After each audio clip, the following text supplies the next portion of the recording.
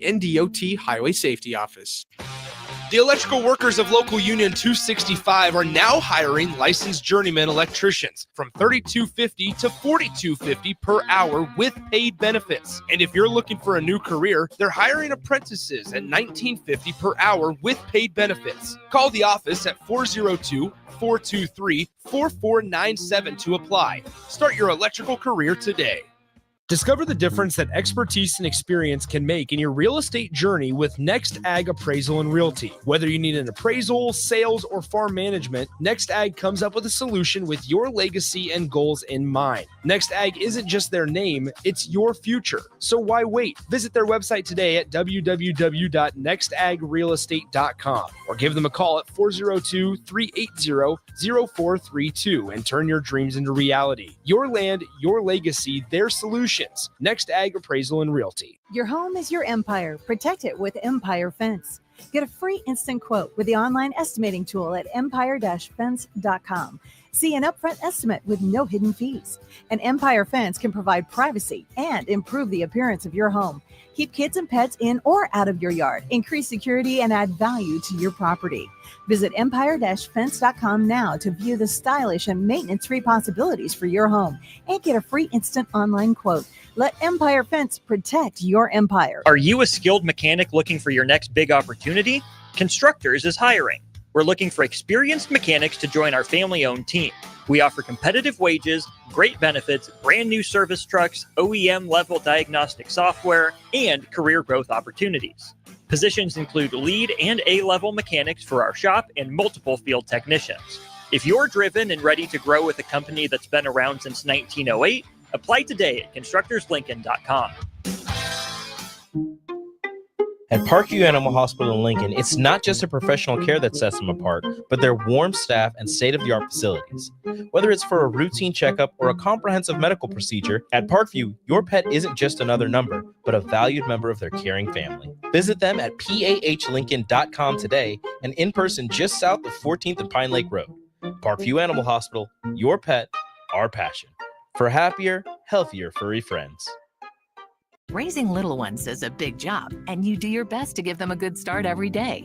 That means making sure they're well cared for while you're apart. You work hard, but it's not always easy to make ends meet. There may be help. Find out if you qualify for Nebraska's Child Care Tax Credit for working parents. You could be eligible for a credit of up to $2,000 per child on your next tax return.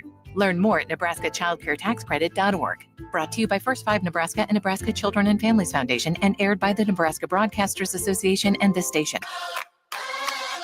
Welcome in to the Corner 3, taking you around the arc of college basketball. From the NAAC to the Pac-12, the WCC to the SWAC. We cover it all now on 93.7 The Ticket. Here is your host, Austin Oerman. Welcome in another edition of the Corner 3. We like pulling this off Friday nights at 6. Plenty of hoops action going on. We got some city hoops for you. That'll come your way in just about an hour southwest and southeast. Nick Sainer and Jay Foreman will be on the call. But until then, you're stuck with me, but not just me. One of our favorites back in studio, Jacob Bigelow, host of the Stretch Big Pod. Back on it, man. I know. I'm waiting for the app. Yeah, the pod. We're the Undertaker gif this week. It's been a little while. We opened the casket this week. Should be out before the end of the day or at the earliest tomorrow to preview the Purdue game. But yeah, the pod's back. As if me coming down here to yap about hoops wasn't enough. I'm finding more avenues to yap because that's the time of the year it is. It's Bigelow yap season out here. So the more avenues, the better. And we are here for it. I do have to ask though, you got a hat on that contradicts with the jersey you've worn in the studio before. Yeah. A former head coach at the University of Nebraska once told me that I needed more blue in my wardrobe because it made my eyes pop. He may or may not have made a sly remark about what he didn't want the logo to be on the blue to add to my wardrobe, but sure. And I'm a sucker for retro logos, and I'm going to be making the trip up there in a couple weekends to get up to the Nebraska-Wisconsin game at the end of the month. So I got the retro Brewers lid on tonight. I like to bring in some curveballs every now and again. If you got to expect the unexpected with my wardrobe, which is an unfortunate bit. We're flying too close to the sun with it, if I'm being quite honest. But you gotta, expect the unexpected every now and again. We love it. We appreciate it. And in case you guys don't know, the sweaters. Watch out at PBA for the sweaters. Check Media Row. Look for the sweater. That is where you will find Jacob Bigwell, and I'm sure I will not be very far away. But I have 2 sweaters, but I would never deign to wear them because they are nowhere in the same, not even a galaxy, not even the same universe of sweaterage as what you've pulled off this season. Yeah, it's if we want to, we'll talk about this for one more minute, and then I'm never going to talk about it again. It started as a bit last year where, it was for the Purdue game. Funny enough, I said big game, big sweater, and they end up, and Nebraska ends up, beating Purdue. I'm wearing an oversized. I look like Billy Crystal and When Harry Met Sally. I've got the oversized, the oversized sweater and jeans on, and I'm just like, well, I guess I might have to do this the rest of the year. And, if it's a big game, I might have to do this the rest of the year. That is carried over to this season. And it is now spread like wildfire, the bit of my basketball game sweaters. There's still one that hasn't made a debut yet. We got to decide when that one's going to come out. It's not going to. That is an off-air conversation. Yeah, it is an off-air conversation. It is not going to come out for Thursday night, 8:00 Rutgers. I know that is not. That will not be. But there's potential number 1 pick in the build. Kidding. That is not a good enough reason. Nope. That is not a good enough reason. But the last game you wore a sweater at was a big one for Nebraska. 66-58 Huskers take down UCLA. And this will kick off our conversation on the road venues in the Big Ten. I want to hit it from the Nebraska perspective because they play at Carver Hawkeye. That has not been kind to them. And they go to the only traditional Big Ten arena they never won in, Mackey Arena, coming up. So we'll get to that. But Mick Cronin, UCLA head coach, we were both there. We heard his post-game comments. He kind of dissed PBA. He said, yeah, no, I don't think it was the environment. What the weather? It's not like football. What, someone cheers loud, you're going to shoot better, you're going to shoot worse. I think a lot of Husker fans took that a little personally, but I thought that was a good message from Mick Cronin to his team of, guys, it doesn't matter where we play. You got to bring the energy. You got to bring the intensity. You got to hit shots. Of course, he, toss a little bit of red meat to Husker fans by saying it's more Juwan Gary and more Bryce Williams. But Jacob, your impression of Pinnacle Bank Arena, obviously you cover the Huskers, we're at PBA more than any other arena. But given what you've heard from opposing coaches now, including Mick Cronin, where do you think Pinnacle Bank Arena stands in terms of a road venue for teams to come in and play in the league? Yeah, it's in the upper echelon for sure. And it just depends on, I guess, what kind of a coach you are. Mick Cronin is a very old school, old fashioned coach. Like he's got, I think it's still my pinned tweet, one of my favorite coach rants of all time from a couple years ago after they barely beat Cal State Fullerton. And he goes on a tangent. It is indeed. And he says, winners know why they win. It's their, the preparation, the execution. They don't blame their teammates. They don't blame the referees. They know, why you win. And that's just the way he is. He's a hard-nosed, old-school coach. And that's not I think that is kind of a roundabout, old-school way is him saying, Nebraska's just good. And we did not hold up our end of the bargain. And they were better. They're a good team. And you got to be on your A game to beat a good team. And we weren't. And that's kind of what I took away from it. I know that definitely made the rounds and, rubbed some people the wrong way, but I don't think he was, taking a shot at, at the environment at PBA or the fans that were there that day. I think that's just how he is. He's just an old school knockdown. Look at the way his teams play basketball. Look at the last 2 times he has coached in that building, whether it was 10 years ago with Cincinnati or, just, a week ago tomorrow with UCLA. He's set in his ways, and it's very old school. And you will know when Mick Cronin is taking shots. Yes, because you will. Guess what? You found that out after the next game. Yes, you did. After their loss to Michigan, he made no bones about how he feels about his team. People forget, or they just straight up don't know that Mick Cronin is a devout Rick Pitino guy, and just last season, Rick Pitino made headlines for talking about how not laterally quick and slow and all sorts of, I forget all the other colorful adjectives he used to describe last year's St. John's team. But then they went on a run after that. It's the classic, call your guys out. There's all the old school, cliches. And Cronin, whether it's just, not discrediting the atmosphere, but not talking about it and saying our guys just weren't good, or saying we've got guys who are delusional. It's all very, very out of the Pitino playbook. It really is. And people forget that Mick Cronin is a Pitino guy. Mm-hmm. That when we talk about coaches and where they come from, don't forget to trace the tree roots back a generation or two. That is going to inform so much of what a coach does in the present and where they've come from. Let's get off UCLA and that specifically, but looking at Nebraska specifically, this is a tough 2-game stretch for Nebraska at Iowa, going to Purdue, 2 arenas that historically have not been kind to Nebraska. Huskers now just 2-11 all time at Carver Hawkeye Arena. Mm-hmm. Not a great record, but we'll talk about this game a little bit. But Carver Hawkeye hasn't been nice, but I think specifically the spot for Nebraska, the last 2 times they've gone out there, coming off a ranked win, 2 days of prep. I thought Nebraska performed better this year at Carver Hawkeye than they did last year, coming off that win over the Big Game Bigelow sweater #1 against #1 Purdue. But still, it's not a place that's been good to Nebraska. There have been some major blowouts and some major romps. And then Nebraska 0-8 at Mackey Arena in the Big Ten era specifically. They have won in West Lafayette, but never at Mackey Arena specifically. Those 8 losses at Mackey, 123 combined points. Rarely has Nebraska kept it within single digits of Purdue on the road, let alone, found a way to actually win a game.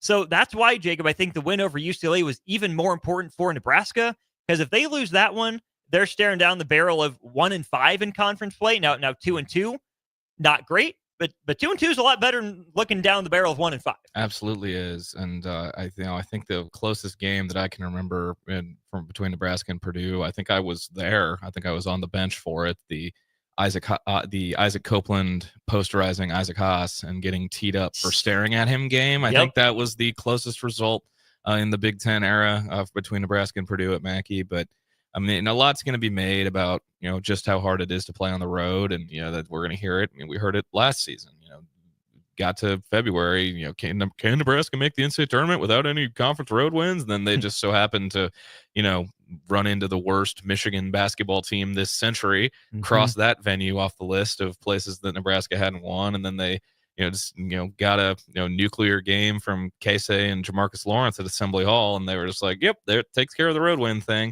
But that's going to be a really common narrative, going the rest of the way, especially after the way that Iowa game went, and then the back-to-back, obviously between Carver, where they've lost 10 of the last 11, and a place they've never won since they've joined the conference. That's a pretty tough back-to-back, and then that's still with trips to College Park and Madison before the end of the month. So it doesn't really get much easier, the rest of January, in my opinion.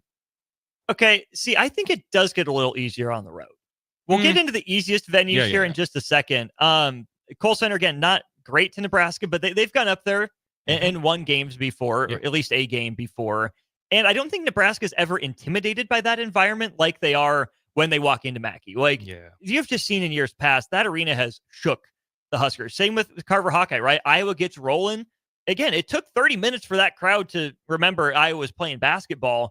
When they did, Nebraska retreated into a shell of itself. And again, a lot of that's on players more so than the environment. Yeah, I don't know if the environment was like that big of a factor on Tuesday in Iowa City. But for other teams, it has been, yeah. And I mean, and I'll say this about the Nebraska Iowa thing now, because I know that was I'll make this quick, I promise.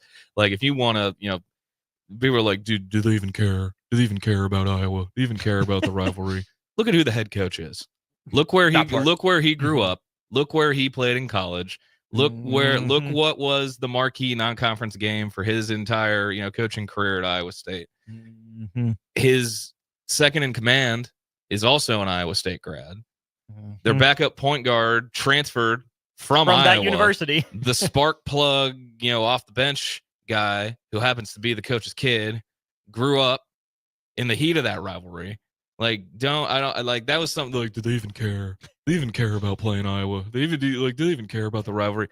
Look at the connections to that state, and that, and from top to bottom in that program, they care. And that's why Fred Hoiberg was not looking to point fingers at officials or anything today. He was like, that's on us. That stung. That's on us. And that's a game too, where you can tell me that one specifically meant more to Iowa than Nebraska, but it didn't mean nothing to Nebraska, right? Nebraska coming into Carver Hawkeye, 2-1 record off a road win over number 15 UCLA, looking to get to 3-1 in the Big Ten would have been nice. But on the other hand, for Iowa, embarrassed at Wisconsin. Absolutely embarrassed. Even by Iowa basketball defensive standards, that was an embarrassing performance. Iowa coming home probably needed this win over Nebraska more than Nebraska needed it over Iowa, and I think that reflects in the bracketology. Nebraska, again, it's super early for this. Don't dive into the weeds in it, but Nebraska goes from a fringy 7 or an upper 8 to a lower 8 or maybe a 9, right? Still in the tournament, relatively solidly in the tournament. Iowa jumps from like next 4 out territory to first 4 out or last 4 in territory with the win over Nebraska. And yes, it's tough to win in the Big Ten on the road. Saw a stat today that Matt Painter, with the win over Rutgers last night, just got to 89-89 in his Big Ten career on the road. It is difficult to win on the road, but that's what makes letting a game like Iowa slip that much more painful, because we talked about it last time you were on the show, Jacob. Someone said Nebraska might be able to get to 24 wins. We both said no, absolutely not. That'd be like pie in the sky. But a game like that against Iowa, at the end of the year, it's the difference between, Nebraska is, 21-10 or 20-11 versus, Nebraska got to 22-9. That's single digit losses. Look at their Big Ten record. That's the difference between, say, 12-8 in conference and 10-10 in conference, right? Where for the resume, it doesn't move the needle a whole lot, but that first blush kind of eye test, a win like that at Iowa, you don't even point to that win specifically, but at the end of the year, cumulatively, it helps that eye test just a little bit more. Absolutely. Yeah. And especially when your first 2, conference road results are a 37-point loss and an overtime 10-point loss where you had a 15-point lead. I mean, that's a tough pill to swallow. But I mean, yeah, every road win, doesn't matter who it's against, is a nice feather in the cap to have, for your resume, for the statistics, what could be the difference between a seed line and that sort of thing. So that's what stings the most about Iowa. And I know if you're a Husker fan, it's who the opponent was. Well, guess what? You get another shot at them, and it just happens to be senior day. And then and at the in the first week of March, at PBA. You win that one, it's a wash. Before we move on to the quote unquote easier arenas in the Big Ten, your top 3 toughest for Nebraska specifically. Mackey. For Nebraska? For Nebraska. Okay, because if it was general, Assembly Hall would be on there, but Nebraska doesn't qualify. We forget they've had a pretty good run going out to Assembly Hall. But they've had probably some of the bigger wins since they joined the Big Ten have come at Assembly Hall. So it's probably Mackey, Breslin, and Illinois, oddly enough. But I think that has more to do with the Illinois teams, and like that place is similar because it's a circle and the ceiling's metal and the noise can come back down onto you. But I mean, it's that's not like a place you think of, but there have been some less than ideal results for Nebraska there since they joined the league, against the good Illinois teams and against the bad Illinois teams. People forget Illinois has not always been this. Mackey's number 1, meaning you never win there. It's going to be number 1. I do have Carver Hawkeye there. I just think there's some bad juju for Nebraska that they got to break. Number 3 for me, though, we talked about it a little bit, Chrysler Center. For whatever reason, Nebraska does not play well up at Michigan. And yes, like Breslin has been a bad look for the Huskers multiple times. That win in the 13-14 season and some other decent showings up there. I mean, Nebraska just got its first win at the Chrysler Center last year. Yeah, that's in that game you just talked about. Michigan's been good. Michigan's been fine. Michigan's made some title runs. Like, trust me, I get it. Michigan's been a good team, but even against the mid teams, and Nebraska is in a good spot, Nebraska's just crapped the bed in the Chrysler Center for some reason that is unknown to me. Yeah, they have. And I think where I thought of Illinois, so that 17-18 year when I was a manager, I say we because I was in the program. Skin in the game. Sorry, journalism critics. They, that was a tough loss because Illinois was not great that year. And that was kind of the first, little inside baseball. That was kind of when everyone realized, oh yeah, no, that's like, that could keep us out. And like, then until the very end, like, there were people there who thought that they should be in, and they wanted to be in a 5 seed in the NIT. But we don't need to talk about that post-mortem all these years later. But there was a tough loss there that year. I think there was a bad loss there. There's a bad loss there with the team that wound up making the tournament in 13-14 too. They were kind of on their like heater, and then they went there and laid an egg, and people were like, oh, is this the end of the lightning in a bottle? So there's been some not some head scratchers, but just some like groin kicks, in Champaign over the years. So that's what kind of popped into my mind. And then I guess I knew the Chrysler stat, I mentioned it, but I've just kind of always chalked that one up to Michigan just being. I've always just thought Michigan has been on a different level than Nebraska. So I guess I haven't really. I mean, I guess I'm still beeline pilled all these years later, just expecting to see him rolling up his sleeves and have his loose ties, and Nebraska loses to Michigan. So that might be where that thought's coming from. Let's flip the conversation to the quote-unquote easier arenas. Assembly Hall is the road arena Nebraska's probably had the most success in, especially relative to expectations. By my count, since Nebraska joined the Big Ten, Huskers are 4-5 in Assembly Hall. A couple shaky results, but like you said, some of the biggest wins in recent Nebraska men's basketball memory have come at Simon Skote Assembly Hall in Bloomington, Indiana, which is really surprising to me. Yeah, it is. It's a weird phenomenon. With each, I said it after Nebraska beat Indiana here. I even said it after the football result in the fall. I'm like, with each passing day, the Venn diagram of Indiana basketball and Nebraska football continues to go from being two circles to just being one big circle. Just the vibes and the feel.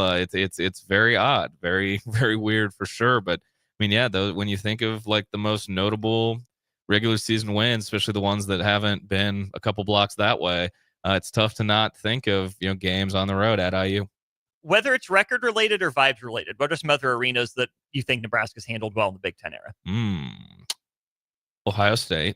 Okay. Which, if you ask certain alums, they will say that that's the worst arena in the conference. Certain alums of that program. Certain alums of that program, yes. They will say that that is the worst arena in the conference, and they wish that Ohio State still played at St. John Arena, which is their tiny on-campus facility that has no AC. People will wax poetic about that. Places they've played well. Ohio State, they have a love-hate relationship with the RAC. They've won some and lost some there. I'm not calling it its corporate name. It's always the RAC. Yeah. It's the RAC. So it's the RAC forever. And then, weirdly enough, Maryland. Weirdly enough, because I feel like there have been some big games there too. Like, there have been like even I mean, I even remember a couple years ago that was kind of like the Sam Hoiberg breakout game was in College Park. I don't think they won, but like there have just been like some big like back and forth games there. That was my first Big Ten road trip. Was Maryland spring break capital of the Northeast?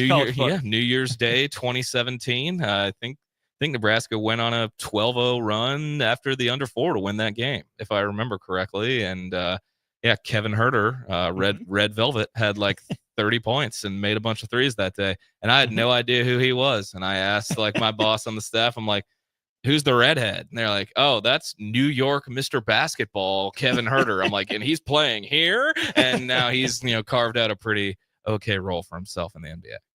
The easiest ones, again, easiest is a relative term. We landed on the same ones, but the records belie, I think, the vibes. Nebraska at Value City Arena against Ohio State, gone out there 10 times, 2-8. According to my math, Nebraska is 2-8 on the road against Ohio State, but it feels like the Huskers have played better out there, right? Yeah. You have the groin kick, last year with Diebler and their heater.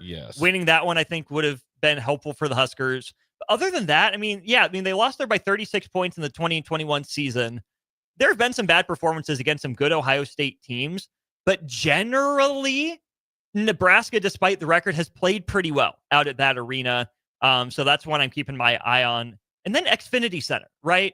Maryland comes to mind. You mentioned that one win for Nebraska. That's the only time they've won out there. That's so weird to They're me. 1-7. Yeah, that's so But weird. I think back to that 2020 and 21 season, people forget Nebraska and Maryland played back-to-back days at the Xfinity Center. Nebraska loses by like 20 the first time, lose by single digits the next night, which was just so weird. You think about the Diamond Stone teams Mellow and Trimble. Mellow Trimble teams and other guys up and down the lineup there. those are some Maryland teams that were like 2 and 3 seeds in the NCAA tournament that Nebraska took to the wire. There have been some important games out there, some coin flip games that Nebraska hasn't won. But again, relative to the level of competition and relative to where Nebraska has been at the time, despite the 1-7 record, Nebraska's actually handled the road trips out to the Xfinity Center adequately. Yeah. So now you've got me thinking like where they have the most road wins. And I am leaning now Wisconsin. It's either Wisconsin, aside from Bloomington. Yeah. It's Bloomington and Wisconsin. It has to be. I haven't done the full map. Yeah, but it has to be. It has to be Assembly Hall and Madison. Like the more that I think about it, but because they're even the Bryce Alonzo Verge team went and won in Madison. That was without Bryce, though, wasn't it? That was without Bryce. Yeah. Because they beat Penn State on John Harris senior day. They beat Wisconsin on Brad Davison's senior day. Yep, and then they beat Ohio State. Yep. And the game before that, Wisconsin like hit the buzzer beater again. They thought they were gonna win the Big Ten outright, and they wound up splitting it because of that Nebraska game. I remember that. Yeah. No. Yeah. Because now I'm just trying to think of. Yeah. Because now they've been. I mean, hell, they've been in the league for 14 years now. But I'm just trying to think of like where they have had the most road success. And those were the ones that just came to head. And my head, and I guess it's just vibes. And I guess, I was a part of a couple road wins, I guess. So that's probably playing in my mind. I was a part of a win at Maryland. I was a part of a win at Wisconsin. I was a part of a win at, no, we did not win that Penn State game. Pain. But I guess it's just how I'm wired, how I'm remembering things. Just some final thoughts from me on this. I considered the barn, except that is my personal house of horrors. Minneapolis in general. Nebraska has handled the barn okay, but when Matthew Hurt's brother scores against Nebraska and Minnesota puts 100 on you, you're not going to get a nod for easiest. I mean, Bryce Jordan Center is tricky. It's where good basketball goes to die. Yes. No one handles the Bryce Jordan Center well, even if you've had a couple wins there. Yes. Welsh Ryan Arena, same sort of thing. Good basketball goes to die. Nebraska's played okay. Nebraska's crapped the bed other times. And I think there's a difference between old Welsh Ryan and new Welsh Ryan. I haven't been to new Welsh Ryan, but I've heard like it's nice and it's like it's not the library. I think it's a pretty given the current state of the program in Minneapolis, I think it's a 3-horse race between Penn State, Ohio State, and the barn. And that's just the traditional Big Ten schools. Have not touched on the new additions, which are all pretty sleepy. There's not much going on aside from the court design in Eugene, which is gone now, and is still not all that aesthetically pleasing, and it's not like I don't think that's Pauly doesn't get fired up necessarily. No, that's literally the thing about UCLA is they're like, those games, no one goes to those games. Like there's so much to do in Los Angeles. And yes, I know what's going on in Los Angeles right now. I'm not trying to come across. Not a comment. Like that's just how basketball, there's so much to do in LA. No one goes to UCLA games. And then Washington basketball, Alaska Airlines Center. Yeah, there's not much going on at any of those places, and I'm still Big Ten brain, where I'm like original Big Ten. Like that's what I'm thinking when I think that. Yeah, I put State Farm Center and the RAC in the tricky category for Nebraska, where they've had like some maybe success, but a lot of growing kicks in those arenas as well. Trying to think who else. I mean, Kohl Center I would put definitely in that conversation. Thinking through the rest of the Big Ten, I think we pretty much hit them all. Yeah, I'm trying to, because we talked about both Michigans. We talked about, I think we got. I think just we're good. About everything. Yeah, we went East Coast, we went West Coast, we went weirdly Great Lakes, Midwest, and then where does PBA rank? I mean, I think like it's pretty easily in the. I mean, obviously, when you think of the overall atmospheres, you think of the historical places. Depending on. How your family raised you in the state of Indiana, you'll say Mackey or Assembly Hall. I think it's Mackey, and I think it's not particularly close either. Assembly Hall, like it's just quirky the way it is. Like it does not feel like you should be at a basketball game when you walk into that building. It's very odd, very weird. I think Mackey is far and away the best venue and best atmosphere in the conference. I use up there because like when there's a huge game there, like you can feel it and it'll warm your basketball dork heart. But when you think about, I mean, after that, people probably default Breslin, and then you could probably just throw something at the wall. And I think Nebraska, when it's been on these last couple of years, makes a legitimate case to be a top 5 home environment in this conference. I'm very comfortable saying top 3rd, top 6. Any given night, it can be number 2 or number 3 as far as I'm concerned. But here we go, Husker fans. Let me just piss you off a little bit. Y'all got to stop leaving early. Y'all got to stop.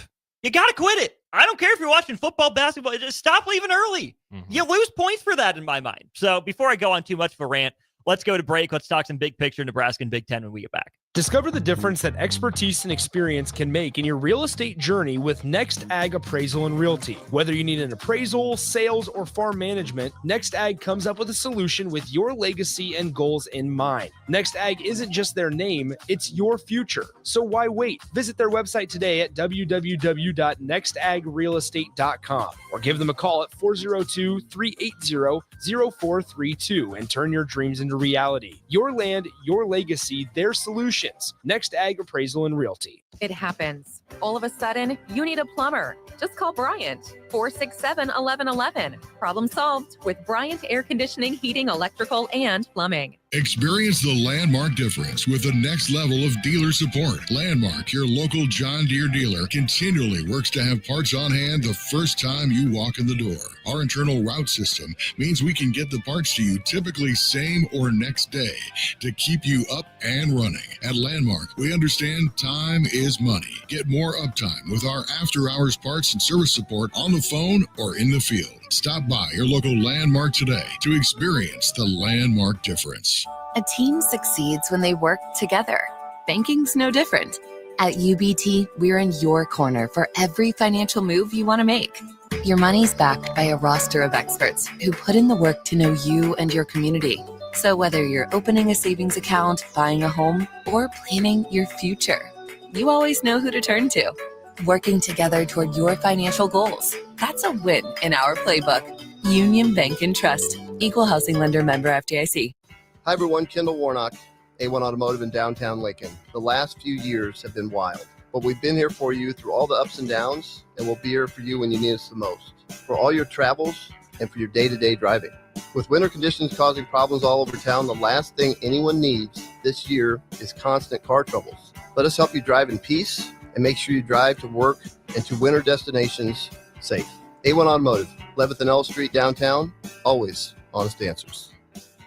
Perch Merch is your one-stop shop for all your printing and promotional needs in Lincoln, Nebraska. They specialize in screen printing, embroidery, vehicle wraps, window wraps, print collateral, promotional products, and signage. At Perch Merch, they are committed to delivering high-quality products and exceptional customer service. Their experienced team of designers and printing professionals will work with you every step of the way to ensure that your vision is realized. Call for a quote today at 402-217-5212 or go to perch-merch.com. New year, new you?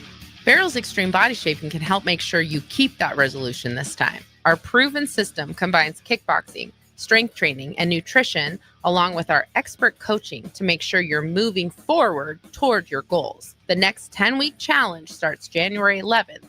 But if you enroll now, you can start today and get a head start on those gains for no extra cost. Plus, head to fxblincoln.com and you can save $100. Don't wait. Barrel's Extreme Body Shaping at 40th and Yankee Hill and 70th and Vine. Back to the Corner 3 on 93.7 The Ticket. Here is your host, Austin Oerman.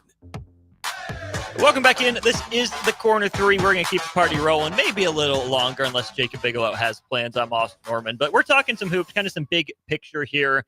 And before we get into some Big Ten stuff, Jacob, I want to take a look at Nebraska right now because I've been on record multiple times saying that this program is in a much better spot than it was 3 years ago, let alone 5 years ago at this point.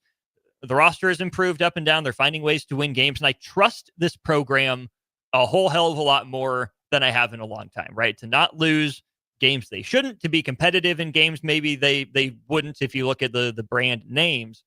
But I don't want to jump the gun here and not be happy as a fan with what Nebraska is giving me because it is a huge step in the right direction for the program generally.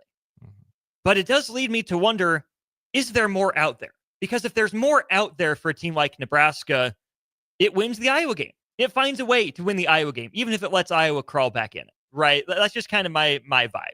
Nebraska is a good team. I have no doubt about that. I like this Nebraska team. It's fun to watch. I appreciate the players, their effort.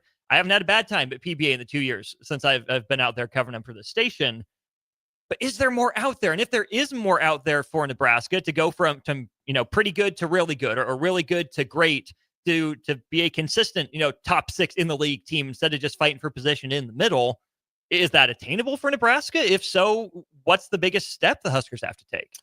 Well, I think the biggest step that the program has to take is, it's the step that they're the last power conference team to take, and that's to make the NCAA tournament and to win a game. And so when Selection Sunday comes around and they're talking longest tournament droughts on ESPN or whatever station you're watching, there isn't a big block N and the word never underneath it. That is like, it's like there's there's a, this is getting so corny. Like there's a, it's like I remember watching, it's like, in Narnia, right? You open the wardrobe and you go into a whole new world. Wardrobe and spare There's a padlock on that wardrobe right now for Nebraska basketball. And to unlock that padlock, you got to win a game in the NCAA tournament. And then really and truly, I think that, you can't project what could come next, because it's kind of like, that's the last. There are, obviously you could talk, conference championship, anything like that. Like, I think there's so much more that could be talked about once the proverbial and sometimes feels like literal elephant in the room that is, they haven't won a game in the NCAA tournament. Once that weight is lifted off the shoulders and the conscience of the program, then the next steps, and you could see the growth and what could possibly come next once that day comes. March is all about matchups, right? Nebraska is not a good enough team or program right now to be matchup proof. Nebraska has played decently well against, a variety of different teams, but I still think that a team like Texas A&M would give this Nebraska team fits. Oh yeah, I really do. So to some degree, it's going to come down to matchup. You and I were just kind of spitballing here. Honestly, I think Nebraska, right now would love to see Clemson. I think that would be a great opportunity. I think a team like San Diego State, who's not what they have, but they have the pedigree, a little bit more tradition, but that style of team, I think, would be good. I think a team with one stud that Nebraska could load up on defensively. There are other guys to beat it. Say Texas, talk about exercising some demons there. I think a team like Texas would be a good matchup for Nebraska. But if the Huskers are going to win that first tournament game with this team or in the next couple years, I just want to look at, roster and coaching, because you want to control as much as you can possibly control. And I think coaching is the easy one to get out of the way here. So let's just get that done. Yeah. Really like the coaching staff, right? Fred Hoiberg is a wizard. Nate Lenzer is a maniac in the best way. Adam Howard doesn't get enough credit for what he does. Ernie Ziegler is standing up and talking to guys more, which is good to see. My thing with the coaching specifically, it's a nitpick. I know we're not going to get answers on this. Fred Hoiberg does not owe me any answers. But from the outside, how is Nebraska going to get, say, Bryce Williams easy looks? How is Nebraska going to get Connor Esigian easier looks? Dix and Sanford put up 30 each. And they hit a couple tough ones, couple ridiculous ones, but they got hot with easy ones, whether it was in transition, whether it was, miscommunications from Nebraska. But Iowa runs a scheme that gets its best players open shots. Bryce Williams is a good player. Bryce Williams is a good ball handler. But you see sometimes it bogs down. He doesn't have elite burst. He has good length, good handle, but not elite. I think Nebraska could be doing more to get Bryce Williams easier shots, especially 3-4 possessions in a row down the stretch against Iowa, for him to, help put some distance. Connor Esigian hasn't gotten a lot of open looks between, 24 and 26 feet. He shot from like 28, 30 feet away a couple times against Iowa. He can hit them. Not necessarily a recipe for success moving forward. Oerman Freeman got bucket naked open a few times. Where's that for Andrew Morgan? Braxton Mia gets one lob a week if he's lucky. I like the personnel. I like the coaching staff. I see some of the vision, but there are times I would like a little bit more coaching staff control of, we need to get this guy a wide open shot. And against a team like Iowa that refuses to play defense, I was kind of disappointed in the lack of like hands-on control of, we need to get a bucket. Here's what we're calling. Yeah, I mean, there can be times where you watch the offensive end and you're just thinking like, is the like just simplify, right? Like you see the vision with like the NBA model, you can see that with how, sometimes timeouts aren't used when you think some timeouts should be called, and it's like, let the guys figure it out. Offensively, you can, it's a read and react offense. Like it's not going to be a set every time. They're not drilling X's and O's, but there are definitely instances where I would agree with you. And it's like there were, points last season, the season before with Keisei Tominaga on the roster. I'm like, someone set a screen for this man. Please, why don't be soft with it. Why can someone not set a screen away for the biggest 3-point shooting threat on the floor? Like, is that not like, and it's, you'd want there to be like a pet play or a go-to plays for certain guys, right? But if I can interject real quick, Casey was so good at moving off the ball. Nebraska misses that, right? Esigian is in the Wilcher role, not the Casey role. I'm going to keep saying that till I'm as blue as the hat on your head right now. But Casey was so good at that read and react stuff. He had such a good feel for the game. He knew when to curl tight. He knew when to step back to give himself space. He knew when to back cut. We don't see that from Nebraska, that same just sense of game flow. And new roster this, new roster that. But that's just basketball IQ. Sorry, continue.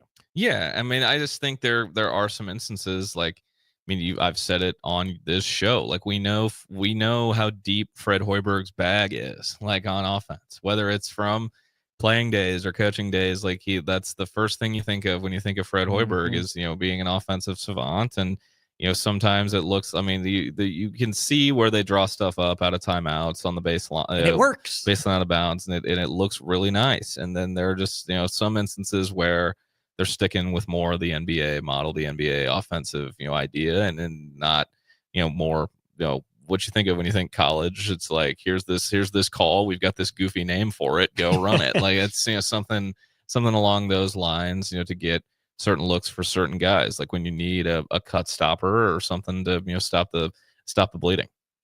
And that's maybe my biggest frustration is that I know it's in there. It is like, we've seen it on display. And I get gamesmanship, I get trying to save it, but this is where we can get into the roster. It's a good roster. It is not an elite roster. It is not a roster that fits seamlessly together. And so because of that, if Nebraska wants to take the next step, Jacob, let's just finish up with the coaching. You might need to be a little more hands-on, call a little bit more stuff for certain lineups to try to get something instead of trusting them to play through it, even if they're older guys. Absolutely. Yeah. And I'm not, I'm not looking to, soapbox or go to bat for, I have no agendas. I have no nothing. I'm just, this is all from the dome. Like I'm just doing this because I like talking basketball. All right. Like the hole that program was in after the first 3 seasons, they're still not completely dug out of it yet. And it feels like they're in it. It feels like they're out of it still, depending on certain days. But they're still, trying to make up lost time, with recruiting, with, the resources around the program. There's this consistent narrative that every sport at Nebraska is ripe with these resources just because they're in the Big Ten. Got some tough news for you. Like I got some tough news for you. It's, not every team has this, overflowing, war chest of resources that they can just throw out.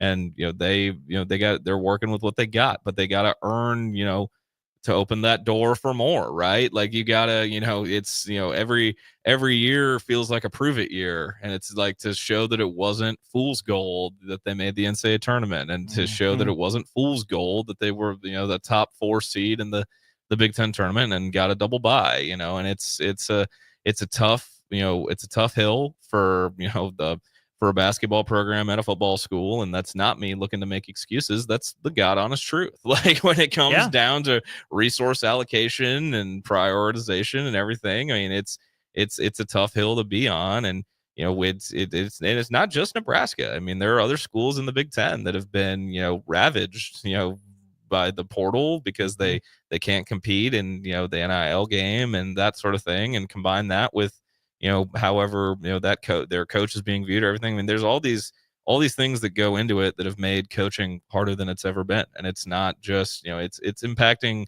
schools around the country at all sorts of different levels, not just in the Big Ten. This will tie coaching and roster together a little bit. My speculation, again, don't know anything, no agenda, just my speculation. This is not the exact roster Nebraska envisioned, right? Credit Fred Hoiberg for making the adjustment to playing more defense, but you can still tell in the offense that he runs that there are specific pieces that are missing from his offense, right? Say, I don't know, a 6'11" Dutch guy who's sitting on the bench right now, right? That would go a long way for this team and a lot of other teams. And I think his injury forced Nebraska to look a different direction than they might have wanted to. The guys they got out of the portal, the guys that we haven't really seen much of the recruiting class, right? It's been mostly portal guys, which again, high school development is another thing that needs to tick up. Whether you look at, you know, bigs, wings, guards, it's all there. Nebraska needs to be better there. But if Nebraska is not going to be able to attract top tier talent, on the one hand, again, huge credit to that coaching staff for getting good enough players and making it work to a good enough degree with what they have. But again, I think so highly of Fred Hoiberg as a coach. You know, what he's able to do offensively. Well, before I get myself in trouble, Iowa has good talent. Iowa has had NBA level talent. But this Iowa team that Nebraska just saw, maybe one NBA guy. Maybe. That is not a more talented team. Yeah. But the roster fits together better. Iowa runs a system. They run a scheme. They have an identity, right? We can lean into that. Great guard. You know the identity of what those teams are going to do. I hate it. I am not a fan of it. I do not think it is good looking, aesthetically pleasing basketball. But great guard has made it work for him. You look at almost what Chris Collins is getting going at Northwestern. You look at Izzo being athletic and running in transition. Painter, who's the tallest white guy I can find and teach him to do a drop step, right? There's an identity. There's a system. And yes, Fred Hoiberg has been at Nebraska 6 years. Like, it's not that long. That's not enough time to establish an identity. But if Nebraska isn't going to be able to recruit much better than it is right now, then Nebraska needs to be better in the transfer portal at identifying and going all in on guys that fit the specific system that Fred Hoiberg and his coaching staff want to run, so that we don't have the same questions and concerns about fits and lineups. I would completely agree. And I think the way that this season goes, whether it's, you know, finishing in the NCAA tournament or wherever it may conclude, I mean, this offseason is going to be, I think it's going to be the most important offseason, you know, in Fred Hoiberg's, you know, tenure as the head coach, regardless of how the season ends. And it's, you know, because of how many guys are going to be walking on senior night, and you've got two guys, you know, we've got two, you know, scholarship guys and one walk on who's, you know, getting similar, you know, talk, you know, that are redshirting this season in the recruiting class that you look at as, you know, guys that you want to be developmental pieces. But, you know, how they go about their business this offseason and roster construction is going to say a lot about the identity, because we've seen, you know, this for now, what feels like, well, obviously this is the most defensive-minded, you know, group that they've had, you know, in this evolution of what I'm calling, you know, Fred Hoiberg 2.0. But it's going to be it's going to be a matter of what, you know, the type of guy, the profile they want to go after in the portal. That's going to say a lot about, you know, what they want their identity to be going forward. Because in a perfect world, they'd want the balance, right, of the, you know, shooters and, you know, the offensive, you know, firepower that it felt like they had at times last year, combined with this gritty, grimy, dirty, Fred Hoiberg's words, you know, team that they've got this year that's not, you know, that's not pretty, and, you know, they're gonna have to out tough you. You obviously would want that to, you know, we'd want to find a balance between the two in the Big Ten, but, you know, Big Ten stereotypes kind of lean toward more the what we're seeing this year from Nebraska. And I can respect going that direction, absolutely, if that's what they want to be. This is where I'm going to rant about this to you, just like I did on postgame and like I did with Strick. That is what makes the shortcoming at Iowa even harder to swallow. If you're going to be a team with a defensive identity without really a true stopper, right? Braxton Mia as the rim protector, not exactly seeing that. Nebraska's not blocking a lot of shots. Bryce Williams and Juwan Gary on the wing are good, but we've seen that come and go defensively, which I don't think that's unfair to say. I think we've seen some really good moments defensively. We've seen some shaky moments defensively from both of those guys. Sam Hoiberg, Aaron Eulis, love them. They can do a job for a while, but eventually teams get them figured out. We saw that against Iowa. And then you pile on top of that, where Nebraska's not, Auburn long, Tennessee long, Duke long, UCLA long even. But if Nebraska's identity is going to be defense, it can't afford to get lazy in transition and let the only player in the gym that was going to beat Nebraska that night in Peyton Sandfort get hot in transition with easy looks. Yeah. That's taking no pride in the identity, right? Sure, I was going to scheme open a couple easy looks. Yeah, they hit a couple tough ones as well. I felt like Nebraska, how do I say this fairly? Nebraska didn't take itself seriously as a team with a defensive identity in Iowa City. They saw track meet breaking out. They didn't dig into our identity is defense. We are going to put a stop to this by doing the little things, by communicating in transition, by sprinting back in transition, by staying attached to guys, by communicating. I get it. Human nature is a thing. You have lapses, you have lulls, but a veteran team like Nebraska that tells you it is leaning into defense. It is getting gritty and grimy. You give up 5, you give up 7, you give up 8. Okay, fine. But then you find a way to regroup and you stop the run because you have pride in what you're doing and you are serious about it. The fact that we had that the collapse at the rack, right? Nebraska gets up 10, can never bury them because they were hunting offensively, didn't re-engage defensively. Nebraska started hunting offensively to try to end the run against Iowa instead of digging in defensively. I will take Nebraska more seriously as a team that is willing to take the next step and capable of taking the next step when they stop a run like that on the road with its defense. But until then, it's just lip service to me. Yeah, I mean, then that is what becomes the conundrum, right? Because I mean, the way they defend, and once again, I'm not looking to make excuses for anyone in that program. You have a 15-point lead on the road, even if it's more like 10 against anyone else. Finish the job, close the door, win on the road. But there's also the flip side of the way they play defense, and we've seen it these last 2 seasons. It can be Jekyll and Hyde, where when it is on and it's 110% and they're flying around like their heads are on fire and they're closing out hard and they are, I've jokingly called it the scramble drill, the fire drill when it looks bad, but when it doesn't, when it looks good, like it did in Omaha earlier this season or when Purdue was here a year ago. And that's even most of the UCLA game. Absolutely. And or Indiana, where Indiana, a team that doesn't take threes, ends up taking 35 or 37 or whatever. But there's kind of 2 teams on the schedule every year where that defense is the ultimate gamble, and one of them's Creighton and the other one's Iowa. And Creighton went 8 for 42 or whatever they finished from 3, and Iowa goes 17 or 31. Yeah, and it's just there's 2 sides to every coin, and not trying to give you lip service, but I mean a lot of basketball can just become a math problem, and when it can be, and I'll say this, I thought their closeouts were slow from the jump, and I thought that told me how that. Even when they got up, I'm like, they're still a step slow. On defense. And that's how, Fred Hoiberg's mentioned in the past. He's like, I can tell how our defensive effort's going to be based on how our closeouts look from the jump. And they were a step slow on the closeouts. They were a step slow on the rotations. And that's just kind of, to your point about, being kind of not stuck is the wrong word, but it's kind of the vibe. Is a glass ceiling is your margin for error being so slim as it is, and as committed to an identity as you want to be. When it's the way that they've gone about it, their margin for error is pretty slim, and it's does not leave much room for off nights at home or on the road or anywhere. I mean, if you one bad night defensively where you're a couple steps slow, you got 2 guys, you had dueling 30 balls and you blow a double-digit lead. All that to say, and just to reiterate in case it wasn't clear, I don't want to catastrophize. Oh yeah. The sky is not falling. No. Nebraska is fine. This is a good regular season team that has depth and has bodies to make it through the grind of a Big Ten schedule, which it did not have before, right? That is, again, a step in the right direction for the program, but I just see that there's more on the horizon for this team specifically, and then this program moving forward.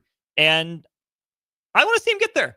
I really do. It'd be really fun to not just go to one postseason game.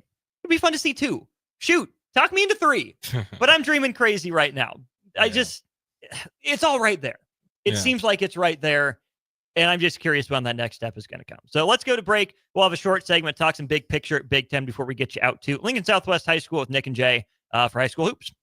At Fairway Meat Market, you're family, and as part of the family, they want to save you money on your meat and groceries. Fairway has fresh cut meats, seafood, cheese, wine, and spirits, and a friendly staff that's always ready to help you find what you need. Stop by Fairway Meat Market today to plan your weekly meals in the Rockledge Square Shopping Center, just south of 84th and Van Dorn. Load up on meat and more this winter at the Mercado by Certified Piedmontese. This week's special through January 14th is $2 off beef jerky, $2 off ready-to-eat meals, and 20% off all candy. Locations at 84th and Havelock, 30th and Yankee Hill, and now 85th and Old Cheney in Lincoln, or 168th and Maple in Omaha. Get to the Mercado today for the best meat in town.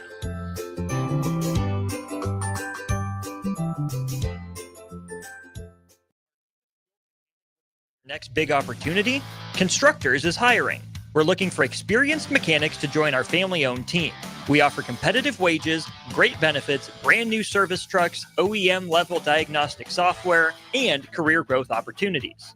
Positions include lead and A-level mechanics for our shop and multiple field technicians. If you're driven and ready to grow with a company that's been around since 1908, apply today at constructorslincoln.com. Attention all wing fans! Buffalo Wings and Rings has daily specials that will make you want to stop in on all days of the week. Kids eat free on Mondays, and on Tuesdays, enjoy 89-cent boneless or traditional wings at a price that makes the whole family happy.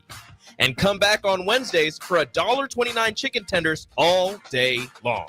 Get to Wings and Rings today at 68th and O or in Williamsburg Village.